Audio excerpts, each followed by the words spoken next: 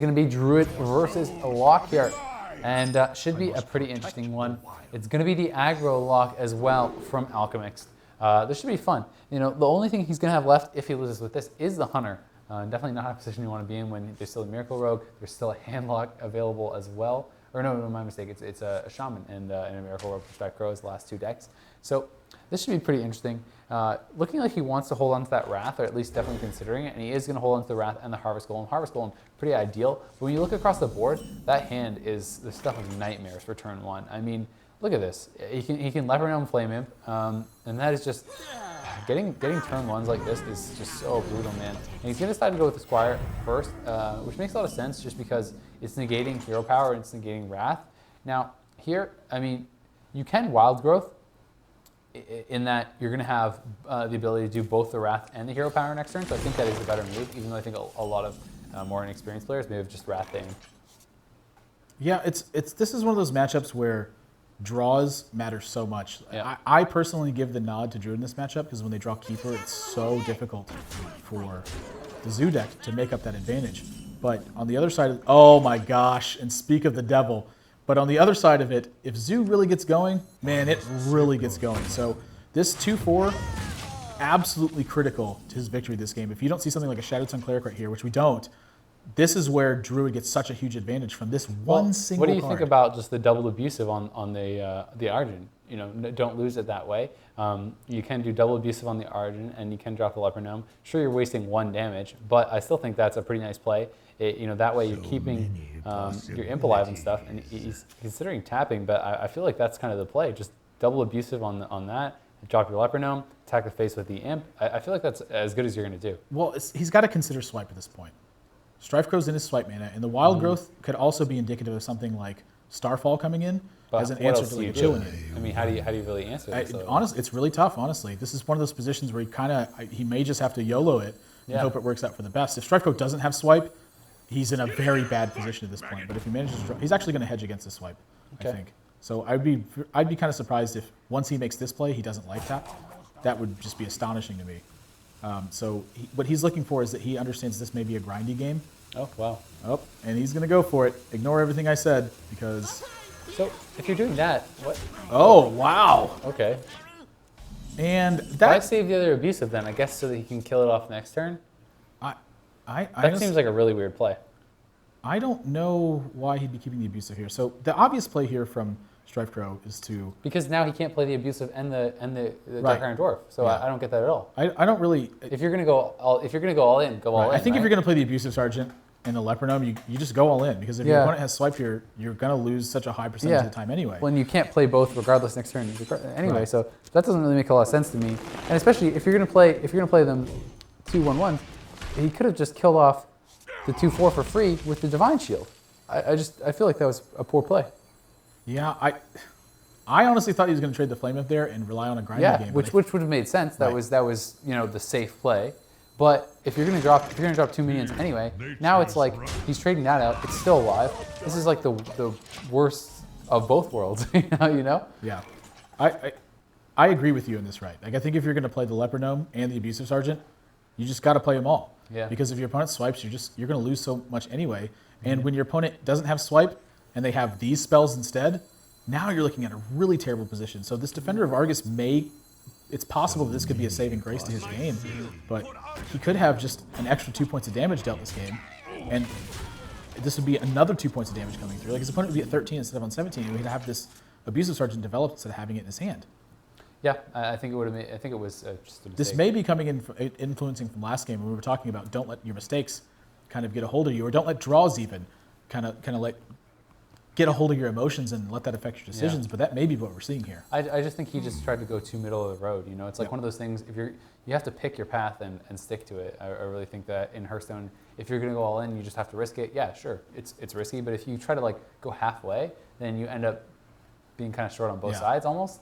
You know, obviously he's not out of this game by any means. We'll have to see how everything's going to play out. And it is a little bit of a weird situation here. I mean, you can drop the Golem. You could trade into the 2/2 and then Wrath the 3/2. I think that's a pretty solid move, and it looks like that's what he's thinking about. You know, keeps the Golem alive, gets another Golem down on the field, and I think that's a pretty solid play there.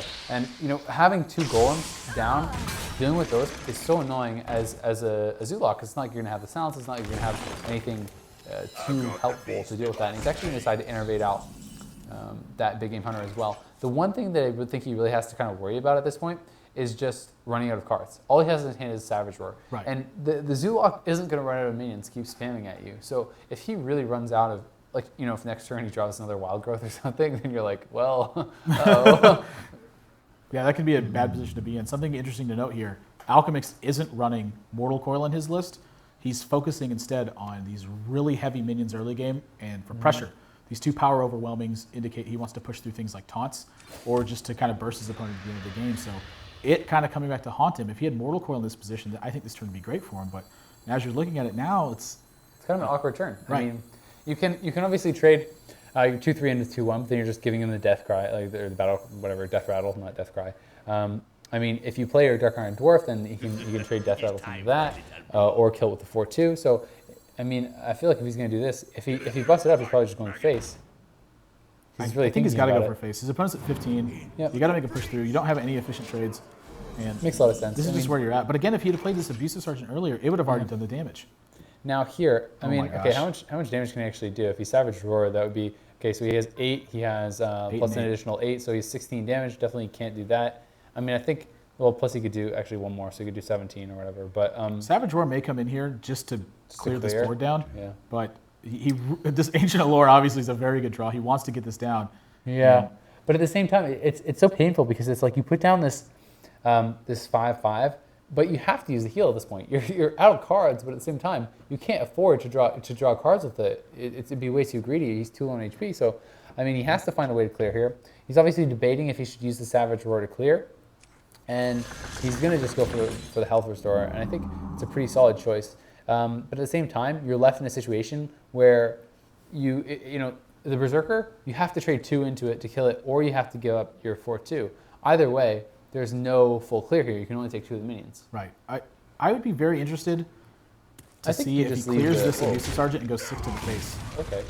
I like that play a lot, actually. So now this is his big decision. Does he clear this Berserker, or does he go 4 to the face?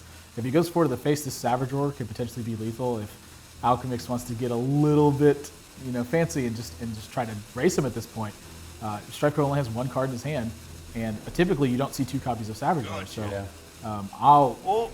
he decides to trade. So I think it's a safer play. And now coming into this, oh wow, that Direwolf Alpha. The Direwolf plus his Dark is a plus very the important Dwarf. draw at this point. That's going to be able to take out this 5/5. Yep. But he needs to count his damage again. This is something you should do every turn. Count your damage and make sure that you can't just outright race your opponent. So he should take his time, but we just know from looking at StrifeCro's hand that this play is devastating when you're in his position at this point. Because now he's got 2 Harvest Golems and he's God, he's 1 mana short though. Yeah, but still, I don't think he's going to die next turn, and the Cenarius is going to be massive in this scenario. Yeah. He needed a high mana card to come out. I mean, you desperately need that because, like I said, like imagine if he drew a Wild Growth there. Yeah. The game would basically be over. He would have nothing. He is going to actually just Savage Roar to clear here, and he wants to get rid of that 5/4. Now, do you think he pays the price and keeps 1 golem alive? Yeah, I think it's absolutely what he's going to do. This is one of those spots, again, where he uses his life total as a resource, and he's comfortable doing so. He knows where his opponent's at in terms of their burst potential, and he's going to go to the very edge of defeat, because at the same time, Alchemixt is down to 2 cards in his hand. I feel like this power overwhelming is not what you want to draw either. And oh my gosh, this Cenarius is going to be I feel like he wins off the back of this, man.